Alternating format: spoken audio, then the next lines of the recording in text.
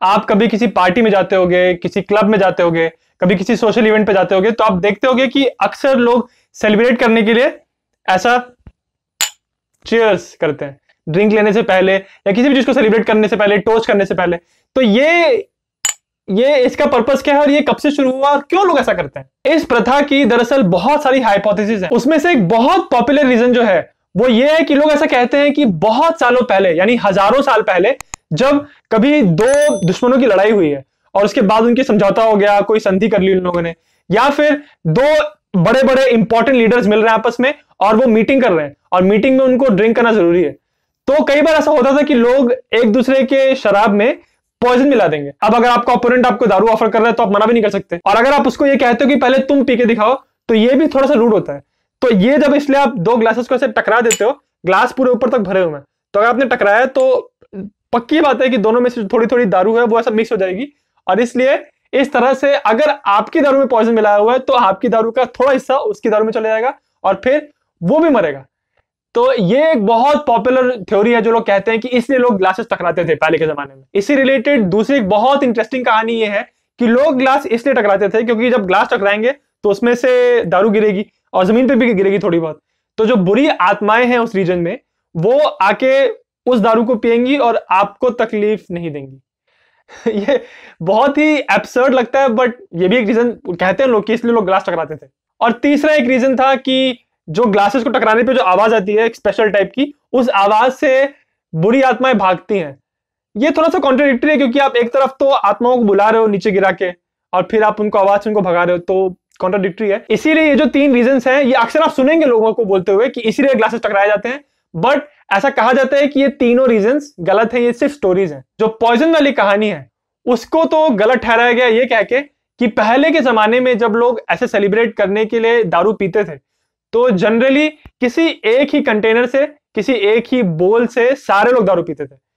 तो अगर आपको दारू पॉइजन करनी है तो या तो आप उस बोल को पॉइजन करो, बट अगर आपने उस बोल को पॉइजन कर दिया तो उसी में से आपको दारू पीनी है तो आप भी मर जाओगे। या फिर आप किसी तरह सीक्रेटली अपने ओपोनेंट, अपने दुश्मन के ग्लास में पॉइजन मिलाओ,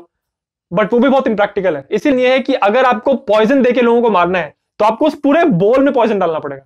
बट अगर उस बोल से आप भी पी रहे हो तो आप भी मर जाओगे, इसलिए आपको अपने लिए अलग बोल लाना पड़ेगा। अब पूरी पार्टी चल रही है और सारे लोग एक बोल से दारू पी रहे हैं और आपने बोला नहीं यार मुझे उससे नहीं ना, मुझे इससे चाहिए, तो ऑब्वियसली लोग समझ जाएंगे कि आपने कुछ तो झोल किया उसके अंदर।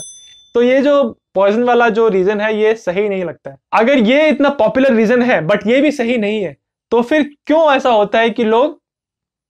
करते हैं? तो इसका एक काइंड ऑफ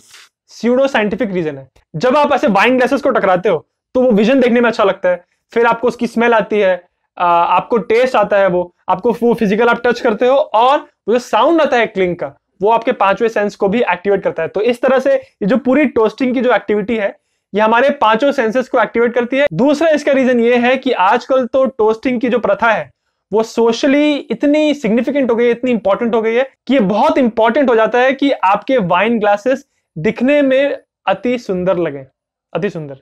हाँ, और सिर्फ दिखने में ही नहीं, जब वो ग्लासेस को आप टकराओ तो उनकी साउंड भी बहुत अच्छी है। इसीलिए पता है स्पेशल टाइप के ग्लास होते हैं कि वो दिखने में भी अच्छे लगेंगे और आपकी साउंड भी अच्छी प्रोड्यूस करेंगे। तीसरा रीजन है थोड़ा साइकोलॉजिकल। जब आपकी पार्टी में 10-15 लोग हैं और आप टोस्ट कर रहे हो तो सारे लोग वहां पे आके पास में ऐसे ग्लासेस टकराते हैं, तो ये एक साइकोलॉजिकल से एक भावना हो जाती है कि सारे लोग आपकी सेलिब्रेशन में आके शामिल हो रहे हैं और ऐसा बेस्ट विशेस कह रहे हैं, चीयर्स कह रहे हैं। तो मतलब एक खुशी का माहौल बनता है, चाहे थोड़ी देर के लिए क्यों ना बने, बट वो एक टुगेदरनेस की फीलिंग को जनरेट करता है। और ऑब्वियसली ऐसा जरूरी नहीं है कि अगर आप बहुत किसी बड़ी पार्टी में गए हैं और वहां पे होस्ट ऐसा चीयर्स बोल के टोस्ट दे रहा है तो सारे गेस्ट वहां दौड़ के नहीं जाएंगे ऐसा क्लिंग करने के लिए। तो इसीलिए उसका एक ऑल्टरनेटिव भी है कि अगर आप एक बहुत बड़ी पार्टी में गए हैं या फिर एक बहुत बड़े डिनर टेबल पर बैठे हैं तो आप कहां जाके ऐसा हाथ बढ़ा के तो अपना ग्लास टकराएंगे नहीं। तो इसीलिए अपने ग्लास को ऐसे ऊपर उठा के अपने होस्ट की तरफ आई कांटेक्ट बना के ऐसे चीयर्स लोग बोल देते हैं बिना किसी से ग्लास टकराए। उसी वजह से जब लोग ग्लास टकराते हैं तो साथ में चीयर्स कहते हैं,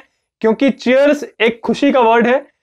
तो आप ऐसा समझ लीजिए कि जब आप इंसान दारू पीने जा रहा है तो ये सोचता है कि अब मैंने चीयर्स कह दिया, दारू के ग्लासेस टकरा दिए हैं, तो अभी से लेके कुछ मिनट तक तो मैं खूब दारू पीऊंगा और मेरी जिंदगी में कुछ